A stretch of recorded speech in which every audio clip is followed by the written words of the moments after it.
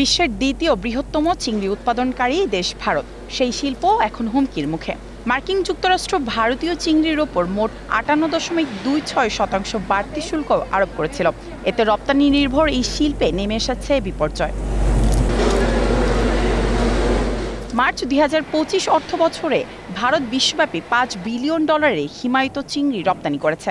এর 40.8 ভাগই রপ্তানি হয়ে থাকে যুক্তরাষ্ট্রে। ভারতের এই চিংড়ি চাষের সঙ্গে জড়িত প্রায় 1 কোটি মানুষ।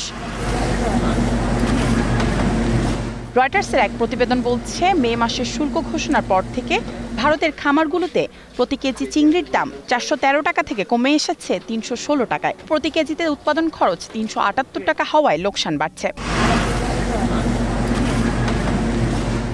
ভারতের চিংড়ির ওপর উচ্চ শুল্ক বসায় যুক্তরাষ্ট্রের আমদানিকারকেরা বিকল্প বাজার খুঁজছেন। বাংলাদেশি পণ্যের ভারতের তুলনায় শুল্ক কম হয় ঢাকার সামনে বড় সুযোগ হাতছানি দিচ্ছে।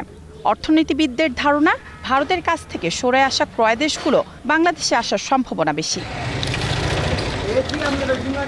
বাংলাদেশ চিংড়ি রপ্তানি করলেও মোট আয়ের তুলনায় তা সামান্যই। 2024-25 অর্থবছরে এ খাতের রপ্তানি আয় ছিল $296.29 মিলিয়ন, যা আগের অর্থ বছরের তুলনায় 19.32% বেশি। বিশ্ববাজারে ভেনামি চিংড়ির চাহিদা বেশি হওয়ায় বাংলাদেশ কিছুটা পিছিয়ে আছে। গবেষণায় উঠে আসছে, রপ্তানি বাড়াতে ভেনামি উৎপাদন বাড়ানো, নতুন বাজার খোঁজা এবং ইউরোপীয় ইউনিয়নের বাজারের কঠোর নিয়মকানুন মেনে চলতে হবে বাংলাদেশকে। মায়াশিকা রহমান, স্টার নিউজ।